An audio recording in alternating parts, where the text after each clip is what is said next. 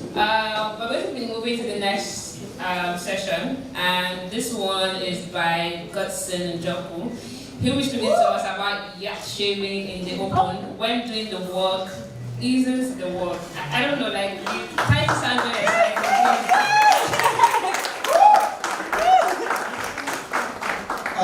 Hello everyone. This is very nice. Alright, good day. Thank you all for coming for this talk. Fixing numbers. Yes. Okay, yeah, I'm there. So, welcome everyone. My talk is a very, very specific, unique niche talk. And I'm very sure you're curious, what does it mean by yak shaving? Is there what? Okay, let me try to. What does it mean by yak shaving? Eunice has constantly hounded me because she's making a video, and I have Daniel over here, so I'll just quickly go into it. Okay, cool. How many of us have seen, can you please click on the GIF? How many of us watched Malcolm in the Middle when we were growing up?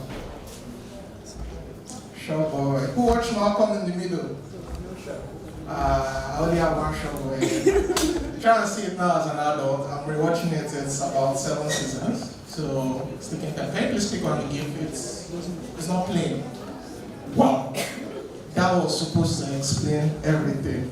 But yak shaving basically is when you set out to do one particular thing and you find a roller coaster of more things to do, so you could get that initial thing you started done.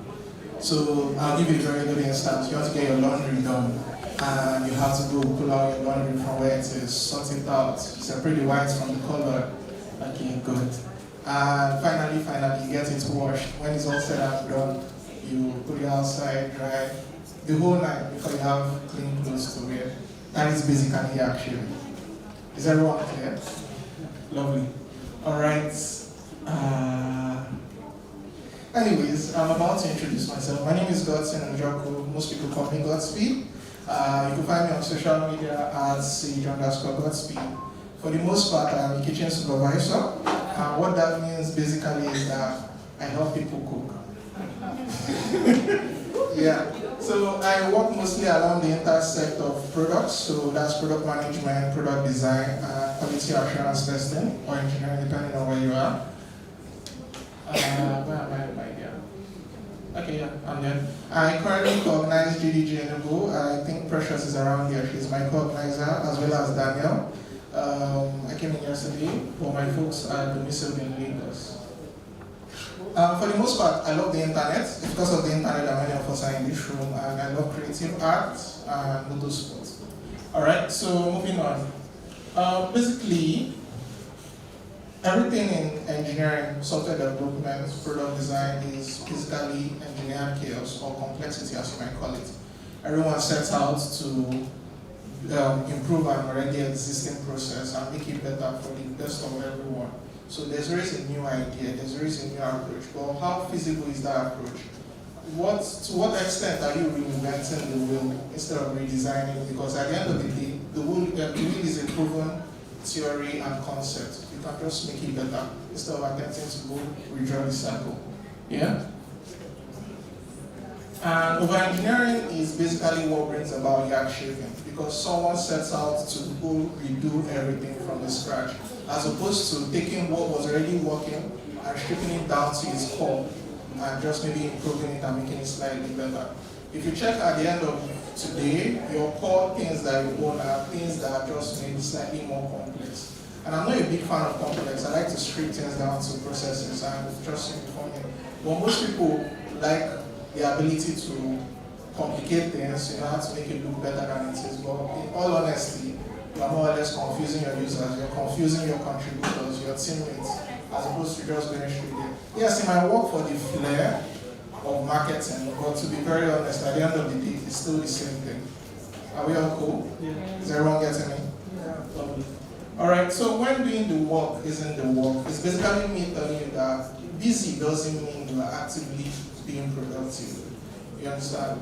You could have a full-on Trello board or a chalkboard, depending on whatever you're using, but nothing is going into fraud. Nothing is getting in the hands of customers. Nobody is solving that problem. But you people are having meetings, you are having conversations, but nothing is getting done.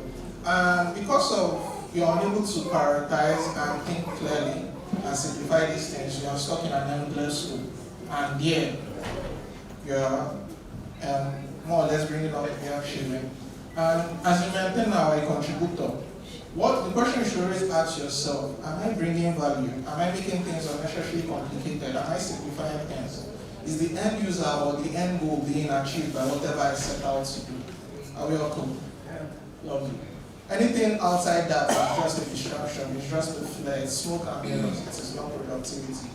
No matter how you choose to disguise it.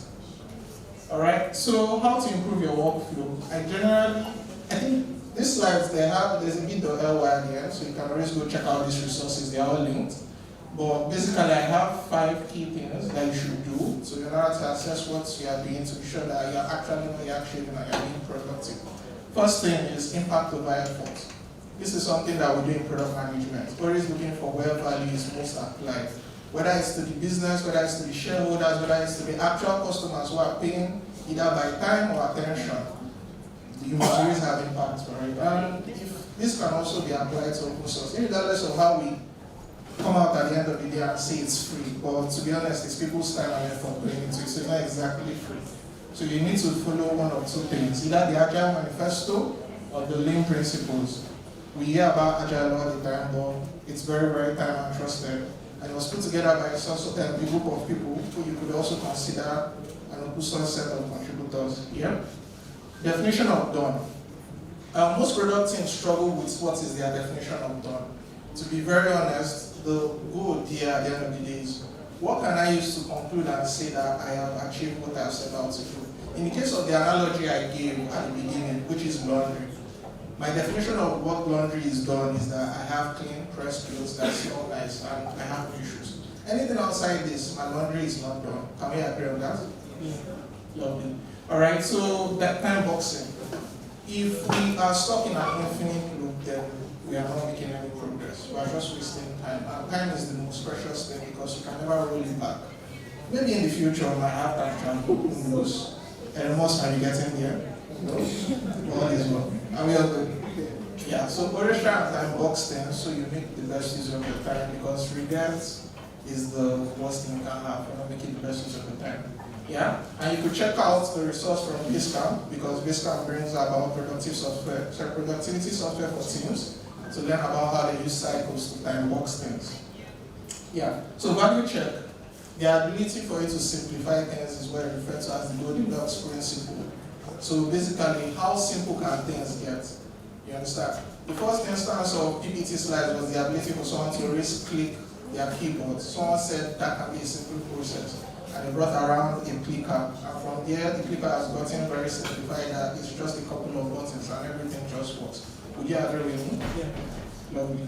Alright, so the last thing we have on it is fair reels. So always be in alignment with your team and make sure that everything you set out to do works with everyone. Don't take a single decision by yourself, because community is all about the multitude than the single person, which is basically open source at its core. Alright, perfect is the enemy of shift. There's no such thing as perfection. You have what is accurately working and great. Yeah. Key takeaways: avoid dead ends. Design before you rebuild, put quality ahead of ego, and apply effort where it delivers value the most. Shift first, optimize data. Are we all cool? Yeah. Big shout out to Precious. She gave me this couple of resources. I don't work in open source directly. I work in the standard capitalism. So, but all of this, yes, I'm dripping my money. I won't lie. So.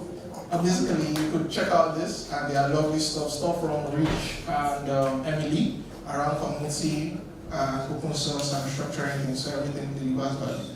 And thank you very much. I appreciate your time. So follow me on social media. And that's the link to the slide should you need to get access to the resources. Tululu. Thank you so much, Godson. Thank you so much. So, question. Yeah. I didn't expect questions. All right. Hi, Godson. Thank you for the talk. It was really good. So my question is in reference to doing volunteer work in open source communities, and how things can stall, right? Because then you're not paying them to do this work. Of course. People get busy, and how do you approach as a maintainer, as a leader? How do you approach, avoiding the deadlines of yeah. people? All right, so just like you have been in community organizing for like the last 9 years, I think, since like 2016. So that's like since uni. And when it comes to getting people to do the work that is necessary when it comes to community organizing, I think it stems first from the individual itself. If someone is not selfless enough, they shouldn't be found here, regardless of how the titles sound, regardless of how the pump and pedal treats. So it starts from the individual, but also as someone who is trying to get people to do stuff, you owe it to them to keep systems in place for things. So directives, templates, and also a clear cut-out job board. What is this person supposed to do? Who is dedicated? If the person runs into an issue, who should they escalate that issue to? If there's no one to escalate, you have the expertise. And also rewards can be figured out. Might not necessarily be monetary, but you can figure it out. I love money, so I'm wasting money. So, but regardless, at the end of the day, it's just about how you make that person's experience feel in relativity to like their daily life, because everybody is busy. So every time I organize stuff with Daniel and Precious, I tell them that whilst this is free, people are paying with their time, because that time could be pushed into something productive or family. So how much can we make it worth their efforts for the time to take out of their hands? Does that answer your question? Lovely.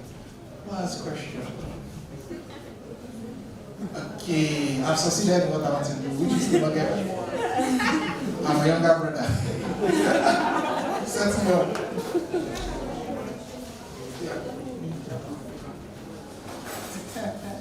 So I've been set up by family. That's my youngest brother. Yeah. Oh, I'll set you up back now.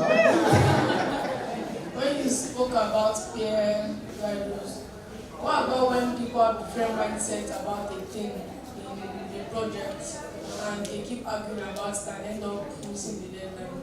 Okay, interesting, very lovely question. So the hardest thing to come across when you are working in a large crowd of people is consensus. Consensus is basically agreement. And it all stems back, or it falls back to what I defined earlier, which is definition of done. What is the outcome we are looking to do? And if any of the things that we are trying to get here with is not getting to that outcome called definition of done, then there is an issue. Now, everybody will still get a principle that brings us to definition of done. Then you fall back on the Goldilocks principle, which is what is the easiest and most economical version of doing that thing. You get? There are two ways to open a door. You open it with the key, or you can stomp it in. The key is the easiest one. Stomping it in will work, but with the door work afterwards. So that's basically how you get consensus. But if you people can still find consensus, then may the best man win. Yeah. So thank you very much. Just keep clapping.